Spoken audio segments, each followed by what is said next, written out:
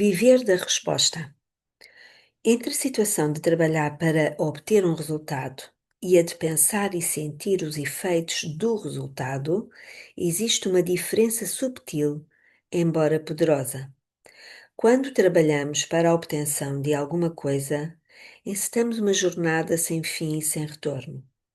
Conquanto possamos identificar os marcos do progresso da nossa atividade e estabelecer metas que mostrem a nossa aproximação do objetivo, na nossa mente estaremos sempre a caminho da meta, em lugar de nos encontrarmos na experiência de alcançá-la.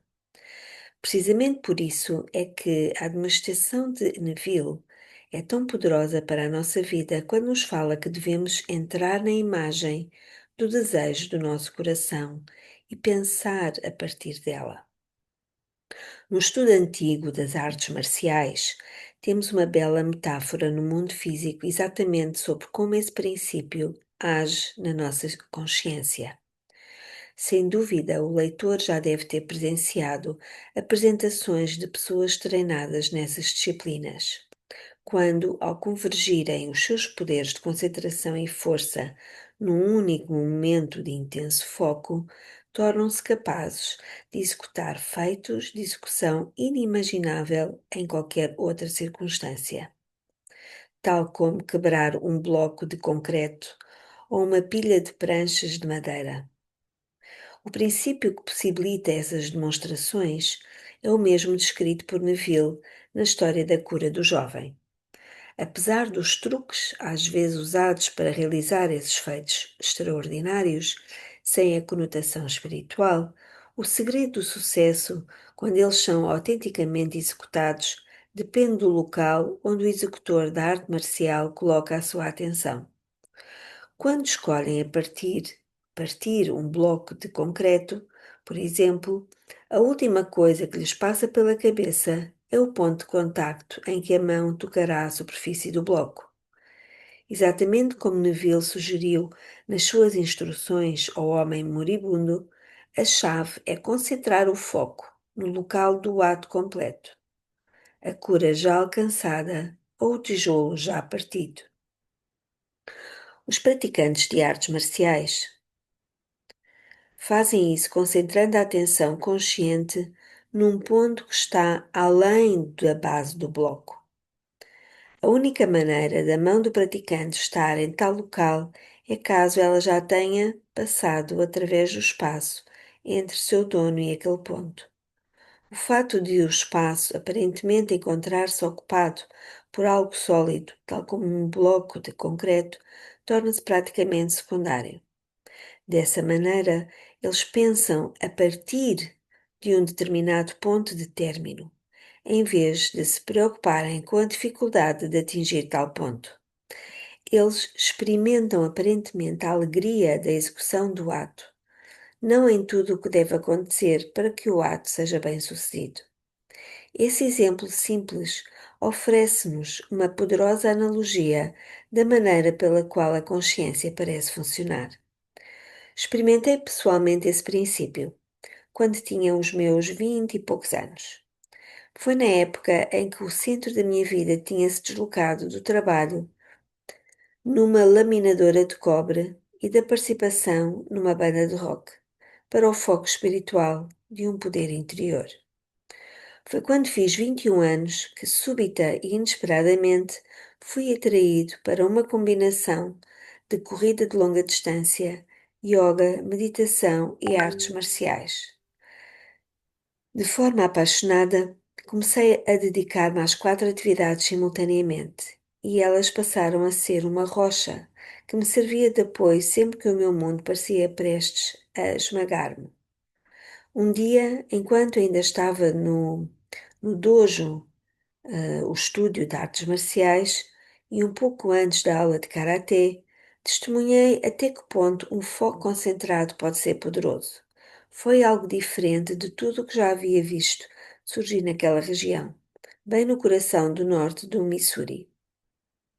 Naquele dia, o nosso instrutor foi entrando e nos propondo uma questão bem diferente da prática do dia a dia, à qual já tínhamos nos habituado. Ele explicou que ele se sentaria no centro do espesso colchão que usávamos para aprimorar as nossas habilidades, fecharia os olhos e começaria a meditar. Durante esse exercício, ele esticaria os braços de cada lado do corpo, com as palmas das mãos abertas e voltadas para baixo.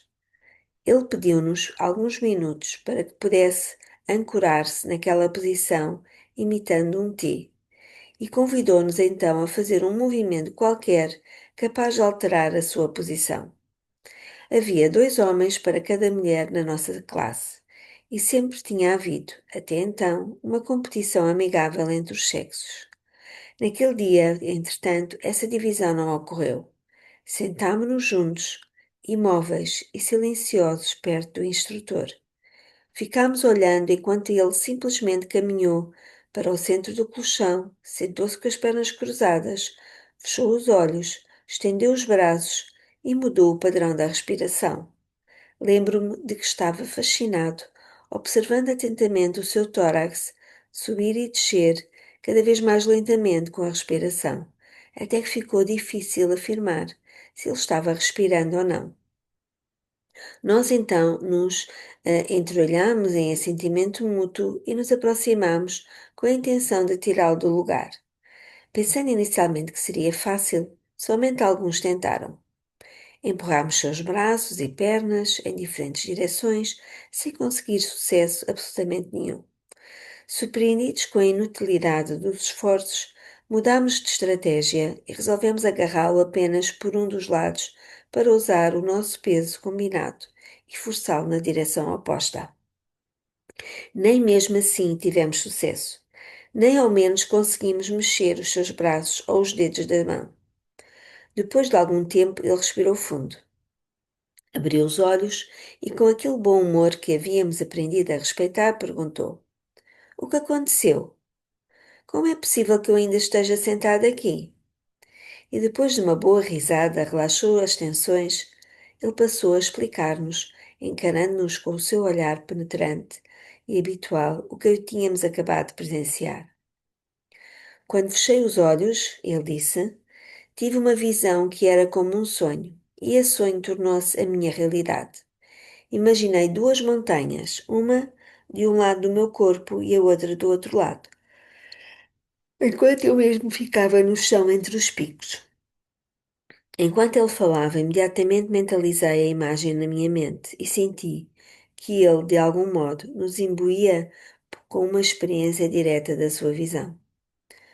Preso a cada um dos meus braços, ele continuou, vi uma corrente que me prendia ao topo de cada montanha. Enquanto as correntes estivessem lá, eu estava ligada às montanhas de uma maneira que não poderia ser alterada. O nosso instrutor olhou em volta, viu o fascínio que as suas palavras provocavam no nosso rosto.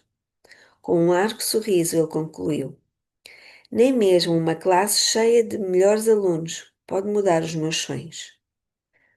Com uma breve demonstração durante uma aula de artes marciais, esse belo homem tinha-nos proporcionado uma experiência direta do poder de redefinir o nosso relacionamento com o mundo.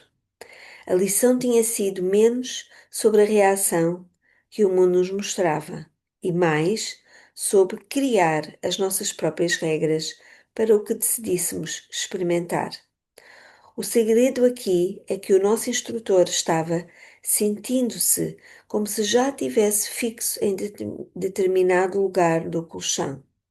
Durante aqueles instantes, ele viveu dos resultados da sua meditação, até que resolvesse romper as correntes que criara na imaginação, nada poderia movê-lo. E foi precisamente isso que descobrimos. Nas palavras de Neville, a maneira de realizar esse feito era fazer de seus futuros sonhos um fato presente. Numa linguagem não científica, que soava quase que direta demais para ser verdadeira, ele disse-nos precisamente como isso deveria ser feito. Por favor, não se deixe enganar pela simplicidade das palavras de Neville quando ele sugere que tudo o que precisamos para transformar a nossa imaginação em realidade é assumir o sentimento de que o nosso desejo foi satisfeito. Num universo participativo, fabricado por nós mesmos, Por deveríamos esperar que fosse tão difícil ter o poder da criação?